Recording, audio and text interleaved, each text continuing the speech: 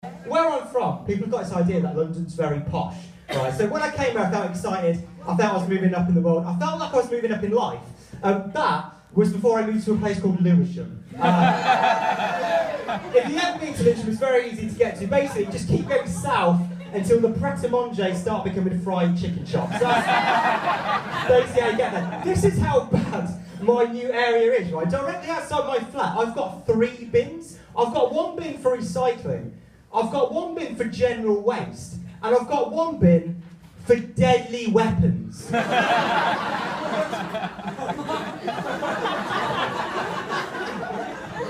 a message from the council saying, get a life, bin the knife.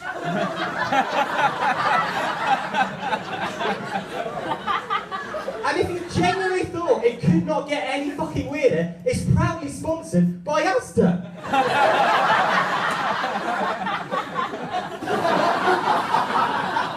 I swear to God, this is right outside my front door, right? So I was like, I'm going to get to the bottom of this, I'm going to find out what's going on. Basically, the council spent £28 million on tackling knife and gun crime in the area, and that was the best idea they could come up with. A bin.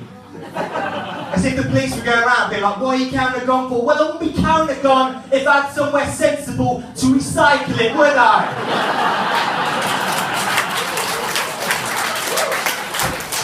Why are you going around stabbing people? Where else am I going to stick my Stanley knife? Do you know what I mean? And surely you're the sort of person to go around carrying a gun, you're really sort of person to look at that big thing, crack it open, free stash of weapons. It's not stopping it, it's making it far more convenient. So thanks a lot for that, Sadiq. You're going well, mate.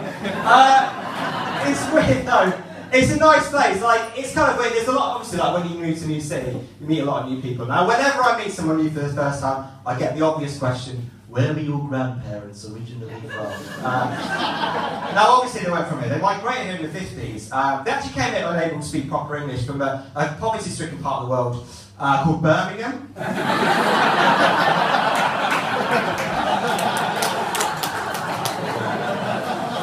And as migrants, they suffered, okay? People used to point and laugh at my granddad's native and traditional dress, just because he wore an Aston Villa shirt. They were tough times, but we survived. It's weird. I think if you come from an ethnic minority, people expect you as a community to talk about that, right? I think it gets overused a bit too much. Like, somebody came up to me at a gig recently and was like, oh, you're a British Asian, right? Why don't you ever talk about your issues with things like airport security, you know, or police profiling? And I was like, if I'm being really honest, my biggest issue is fancy dress parties. Because if you're a British Asian, you are dressed up as a famous celebrity, your options are very, very limited. Okay? Like, I don't care what you lot say, you cannot be the life and soul of a fancy dress party dressed up as Channel 4 News' Krishna Guru Radhi. You can't be the life and soul of a fancy dress party dressed up as Romesh Ranganathan. They're shit people to go as, right? And then what else are you going to do? Like, you can't go as a famous white person or a famous black person. People will just get confused, right? Last Halloween, I thought I'd keep it simple. I went as a vampire. Like, imagine being dressed as a vampire. 3 people thought it was Mowgli on crack.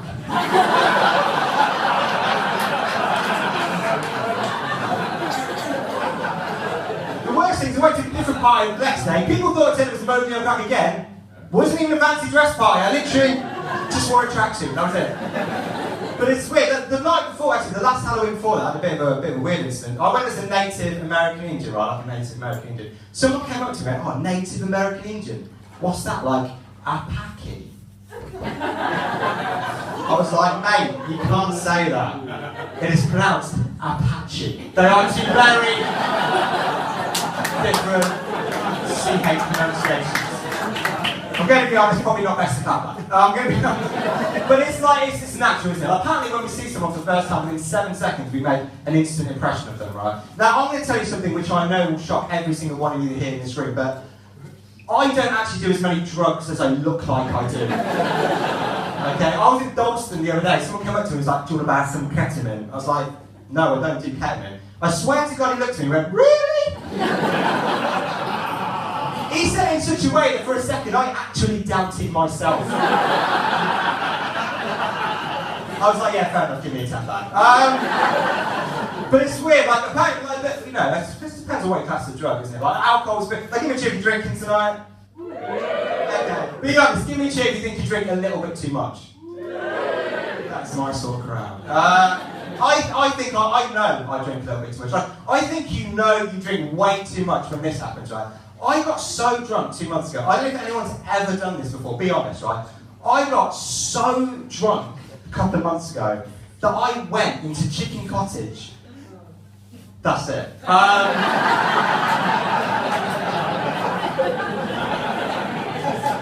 Swear to God, it's been 2 months, I still regret that. It's always the same with chicken jobs. You just go in hungry, you come out empty. That's what happens. But I'll tell you a true story, this is genuinely true. My first ever job was in Chicken Cottage, right? That's a fucking bad thing to do. I remember the application form was hilarious. The first question is, where do you see yourself in 5 years? I was like, preferably not fucking here. That's what it is. The next one was always still the same as the application form. The next question is always, what is your ethnicity? Right?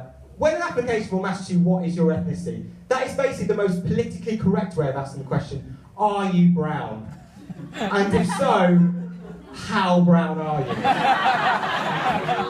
Stay with me. It's not the question, it's the options they always give you. The options always start from white European, then it goes to Asian Chinese, then it goes to Asian Indian, and then it ends up a Caribbean black. That's not a list of options, that's a Dulux colour chart, isn't it? And then you've got the one box at the end, the one box which just says, prefer not to say. Like you've got an option to keep that secret, do you know what I mean? I mean, good luck going to the job interview and keeping that on the down low. But it's weird, I've got a working class sort of background, as you can probably tell from this, a fake Adidas hoodie. I am, I'm from quite, my mum is very working class. I'll give you an example of how working class my mum is, right? We're watching that David Attenborough documentary, Don't Planet Earth, right? It was incredible. They were showing pictures of Madagascar, the Alps, the Amazon rainforest. My mum genuinely turned to me and she went, Kai, every time I watch this programme, it can't help but inspire me. And I was like, what, mum, to go out and see the world? She was like, no, to buy a bigger TV. You can always tell how working class someone is by how big their TV is, can't you? The more working class you are, the bigger the TV. That's how it works. But it's kind of weird. I think when you come from a working class sort of background, you get in an industry like comedy, you kind of have a bit of a chip on your shoulder, right? Like, I kind of have a thing, I tell you the worst is celebrity kids, right? People like Brooklyn Beckham, right? Brooklyn Beckham became a photographer for Burberry at the age of 11. And he tweeted, this just goes to show you can achieve anything in life when you work hard and follow your dreams. As if that was the reason he got that fucking job. Do you know what I mean? It's like, yeah, one day I got to play that UNICEF Football Legends game. Must be all the World Cups you've won, Brooklyn. I don't know. But it's kind of weird. Like, I think we live in a society where young people are told all the time they can be whatever they want to be. Right? But I think that's kind of okay, but that can't be the same for everyone, can it? Like, my little brother, he dropped out of school just before he did his GCSEs. And he went, yeah? Well, Bill Gates dropped out of school and he became a billionaire. I was like, yeah, the thing is though, mate, Bill Gates dropped out of a law degree at Harvard University. You failed your GCSEs 3 times at Dudley College. There's a big difference. Bill Gates passed all of his exams. You didn't even pass your Duke of Edinburgh award. There's levels to this. But I think like we all remember that one person at school who was amazing, right? I'm going to end on this one story. This is genuinely true, right? My little sister is actually in the same class at school as Malala. I'm sure you all know Malala. Malala's that young girl from Pakistan, right? She got captured by the Taliban. She got shot at. She now lives with a facial disfigurement. And after all those awful things, she now has to live in Birmingham. As if that poor little girl hasn't suffered enough, do you know what I mean? And obviously that's a huge step for her. She's coming from Pakistan where girls don't even get a proper education, right? To Birmingham where obviously it doesn't matter if you're a boy and a girl, you will equally do not get a proper education. It's equal, that's what I'm trying to say, right? So the whole school made this big issue out. The whole area, it's a huge thing. She's the icon, it's like an icon of our modern times, right? Then we found out she was going to be in the same class as my sister, right? Genuinely true. So me as a family, we were all very excited. We thought, wow, they're obviously going to be in the same class together. You know, hopefully they'll become friends. Fingers crossed they may become the best of friends, right? I swear to God this is true, they fucking hate each other. That's how bad my little sister is. She's literally created an enemy out of somebody with a Nobel Peace Prize. That's what's happened. And how it started was she went up to Malala, they're in upper 6, and she invited her out to her 18th birthday, right? And Malala said she couldn't make it, obviously, right? And I said to my little sister, I was like, I'm sure she's obviously busy. My little sister genuinely was like, no, she's not. She just goes around thinking she's better than me. I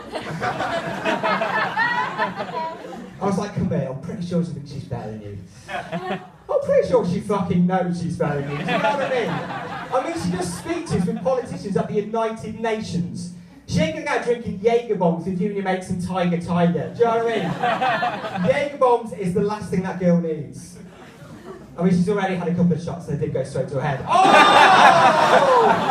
But I think we do live in a very celebrity-obsessed society now. So our parents always say that things were much better back in their day, and I think they were right. I think I was born in the wrong generation. Like, back then, young people had things like Bowie, you know? Nowadays, young people have got things like Towie. There's a big difference. Back then, on the screens, there were people like Sir Alec Guinness. Nowadays, on the TV, you've got people like Paddy McGuinness, you know what I mean? And like I said, I think that, we do live in a very money-obsessed society nowadays, and I think celebrities are the worst. Like every celebrity nowadays, all they seem to care about is themselves, making money, making normal people feel bad about themselves. We don't have any heroes anymore. We don't have any icons anymore. The most depressing thing, though, is when your heroes sell out. Like, do you all remember Johnny Rotten doing the Country Life Butter adverts? All like the Sex Pistols did, just got thrown out the window.